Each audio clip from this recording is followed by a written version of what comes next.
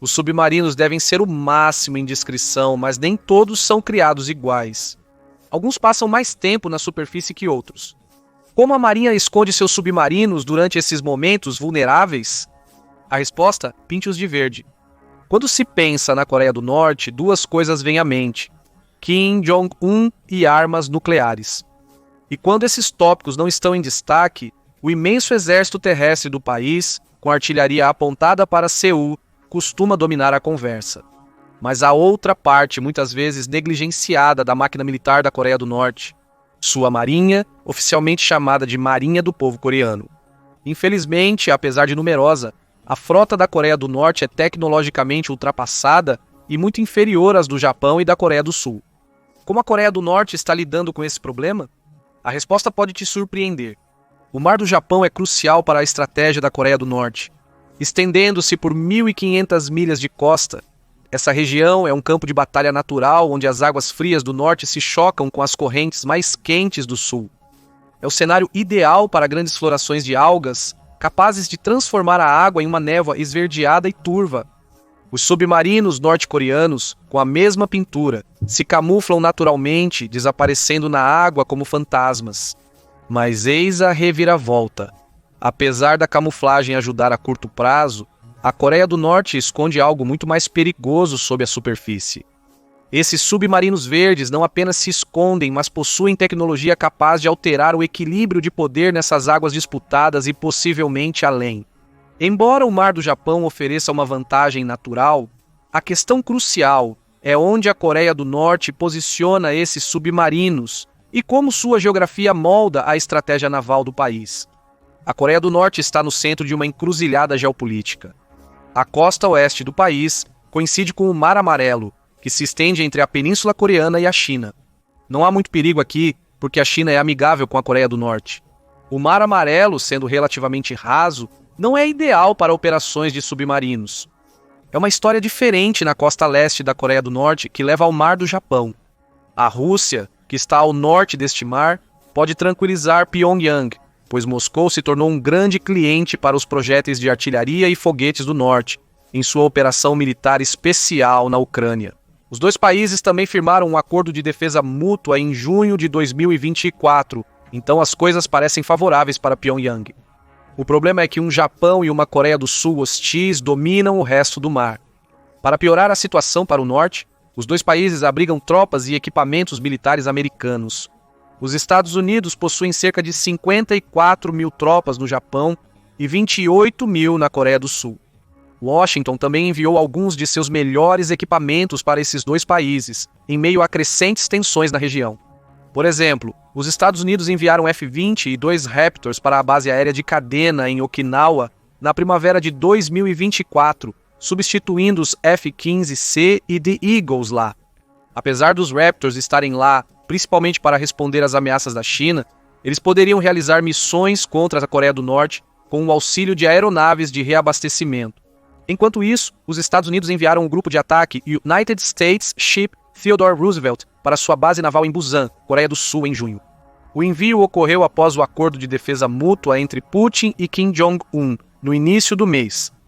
Em abril, o Roosevelt participou de exercícios trilaterais com forças navais da Coreia do Sul e Japão no Mar da China Oriental.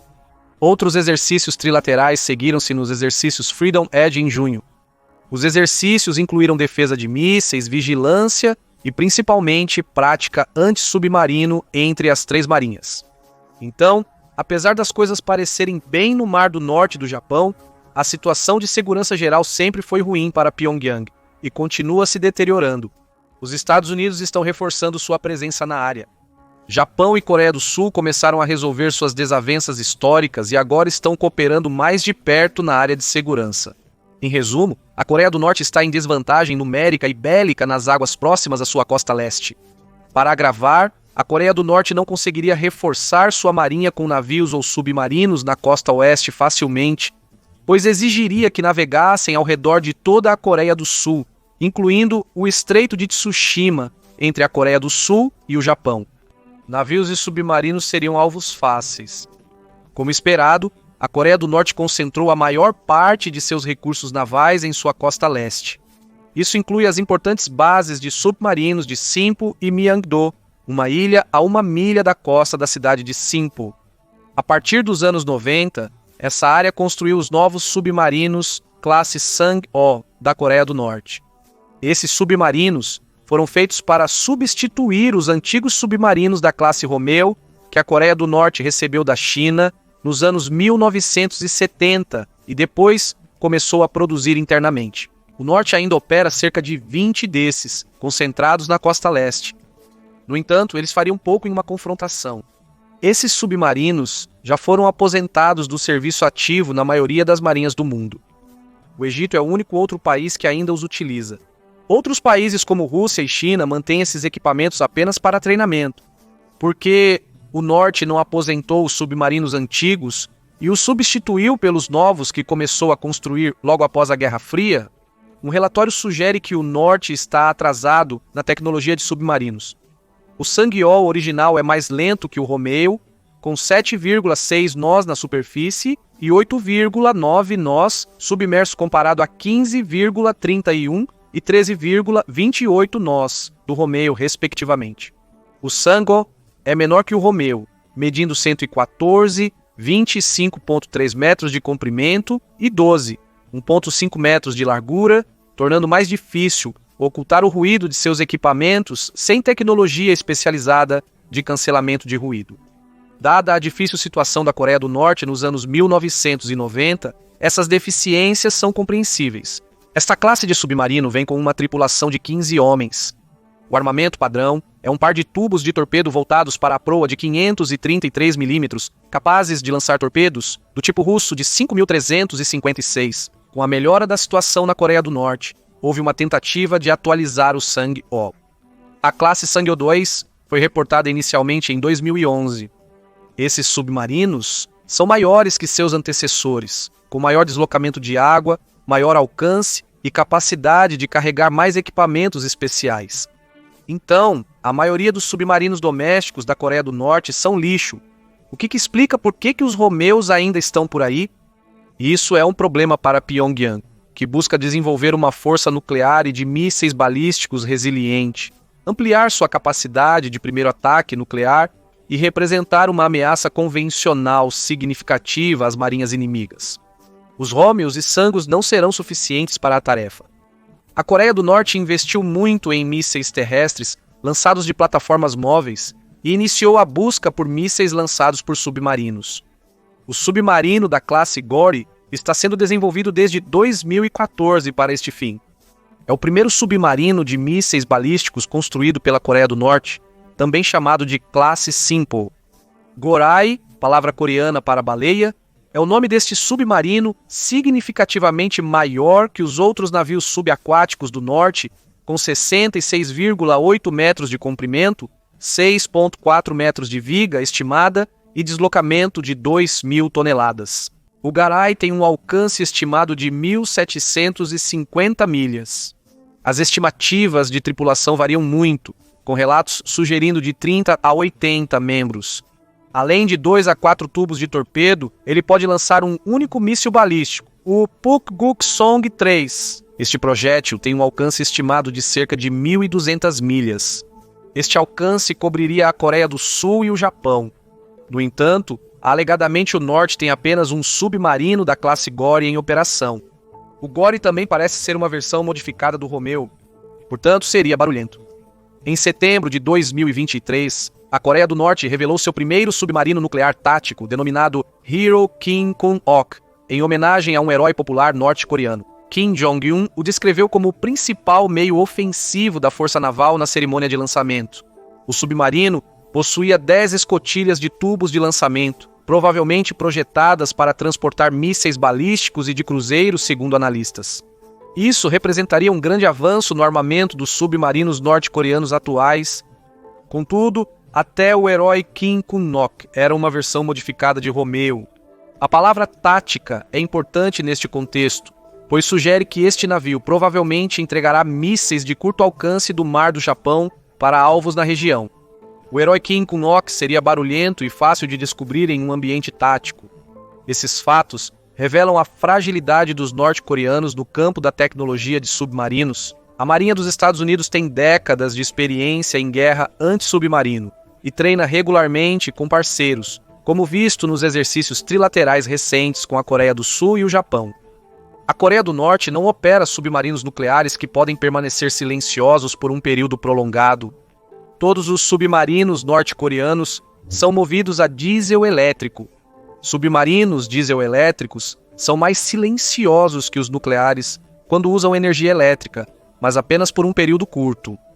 Quando não estão em energia elétrica, seus motores diesel são significativamente mais barulhentos do que submarinos nucleares. Esses submarinos precisam ser expostos ao oxigênio para recarregar suas baterias, tendo que emergir com frequência. Essa desvantagem se aplica tanto aos novos submarinos norte-coreanos quanto aos obsoletos da classe Romeo. O único submarino norte-coreano da classe Goryeo, o 8.24 Yongung, não pode permanecer submerso por mais de alguns dias. Por ser um Romeo modificado, o mesmo se aplica ao herói Kim Kong-ok. Tais deficiências comprometeriam seriamente a capacidade deles de ameaçar alvos além da área próxima ao Mar do Japão. É possível que a Coreia do Norte possa mirar Guam ou Havaí com seu submarino da classe Goryeo e mísseis balísticos, mas seria quase milagroso se conseguissem entrar no alcance, pois o navio precisaria emergir e se expor antes disso.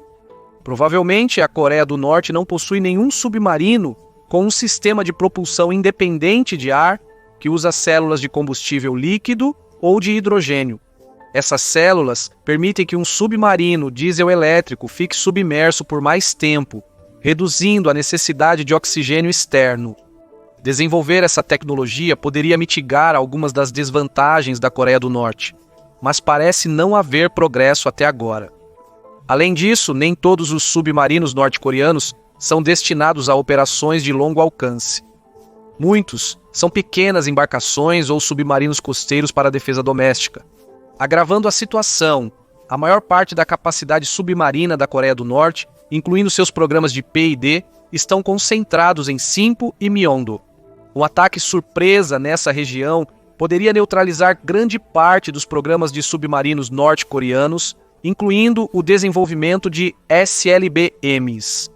Os Estados Unidos têm F-22, F-35 e um grupo de ataque de porta-aviões por perto que provavelmente fariam isso se chamados. A única defesa efetiva da Coreia do Norte contra o grande ataque aéreo seriam os caças MiG-20 e estacionados nas bases aéreas de Toksan e E-1 e os sistemas Superfície ao Ar Míssil S-200. Infelizmente, para Pyongyang, nenhum desses é páreo para aeronaves americanas e aliadas como o F-15 Eagle, que fez um trabalho rápido do MiG-20 e na Guerra do Golfo. Adicione o F-22 e o F-35 à imagem e as coisas ficam muito piores para Pyongyang. Por isso, alguns especialistas sugeriram um ataque preventivo a essa base naval. Haverá risco mínimo para o atacante e muita recompensa por destruir essa infraestrutura.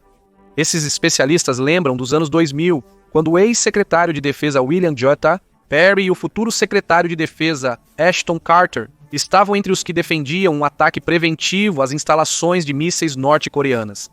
Eles criticaram as conversas em 6 partes da época, considerando-as improváveis de gerar resultados. Eles estavam certos, e agora a Coreia do Norte possui um programa de mísseis muito avançado que tornaria tal ataque extremamente arriscado. Até agora não há interessados na ideia de um ataque a Sinpo e Myeongdo. Por enquanto, os norte-coreanos sabem que estão em desvantagem diante da Marinha dos Estados Unidos e das capacidades de guerra aérea e antissubmarino de seus aliados.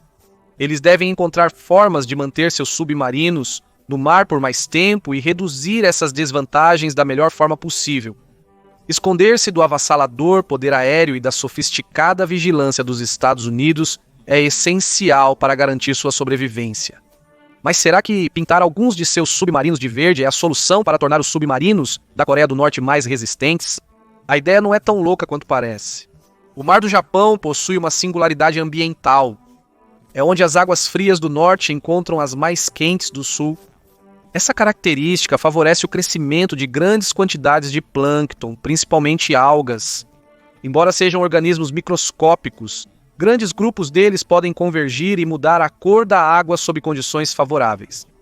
Esses agrupamentos, chamados de florações, frequentemente prejudicam o meio ambiente. Eles privam a água de oxigênio. Eles também liberam toxinas ou gases nocivos. A exposição a águas contaminadas pode adoecer pessoas ou animais, mas para marinheiros norte-coreanos dentro de submarinos, as florações de algas podem ser aliadas contra uma ameaça muito mais severa. As florações de algas no Mar do Japão ajudam os norte-coreanos a camuflar seus submarinos contra navios e aeronaves quando precisam emergir. A tinta verde não seria útil em missões longas, mas como qualquer confronto realista ocorreria perto da Coreia do Norte, funciona para as missões de defesa costeira da maioria de seus submarinos. Mas essa estratégia é realmente ideal? Os norte-coreanos não são os únicos que pintam alguns de seus submarinos de verde. Coreia do Norte e Irã se aproximaram com o tempo devido a interesses em comum.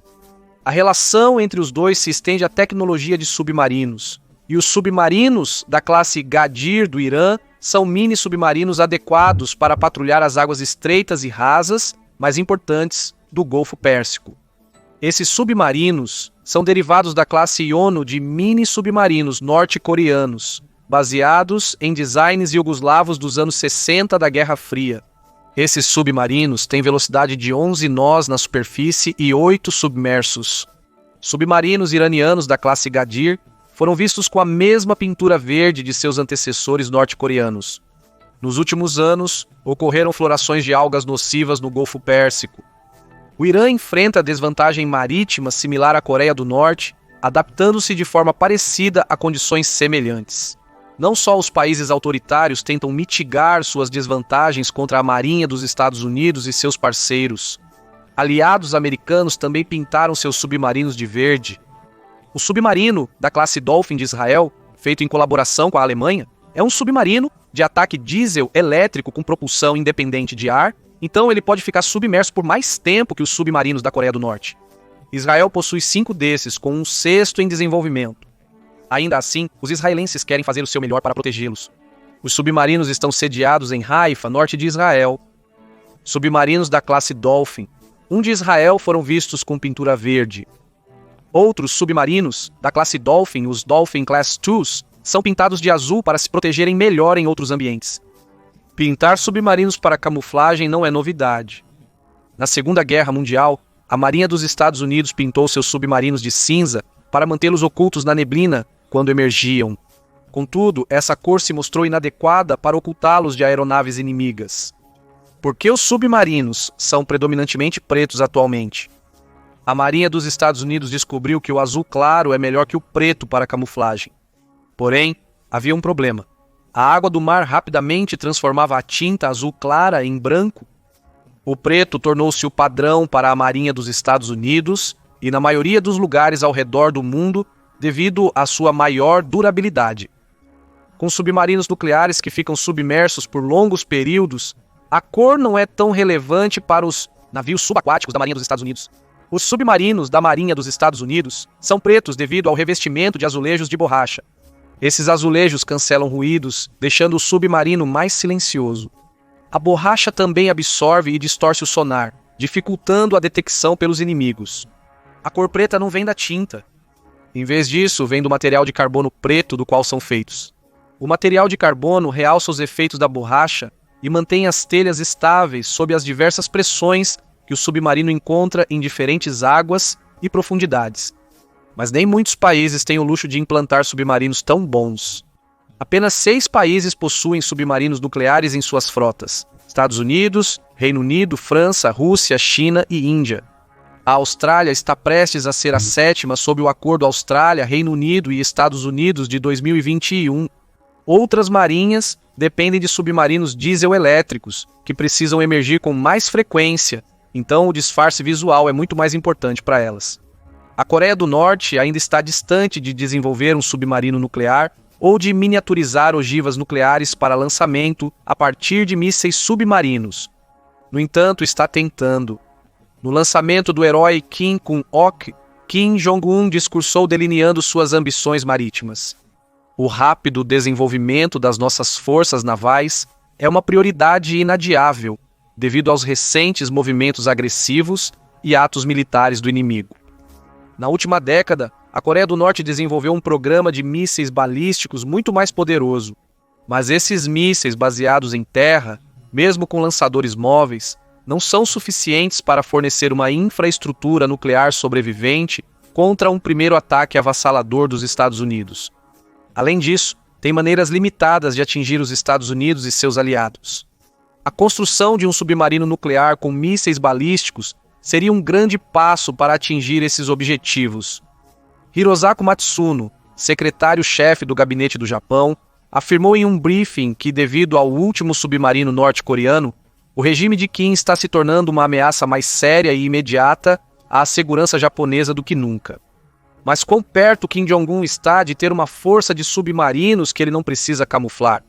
Os próximos 10 anos verão tanta melhoria nos submarinos e nos mísseis balísticos aéreos da Coreia do Norte quanto seus mísseis balísticos terrestres viram nos últimos 10. A crescente relação de segurança da Coreia do Norte com a Rússia de Putin levará a avanços em sua tecnologia de submarinos. Ou os norte-coreanos terão que pintar seus submarinos antigos de verde e contar com as florações de algas como seus melhores aliados no futuro próximo? Não se esqueça de nos informar nos comentários.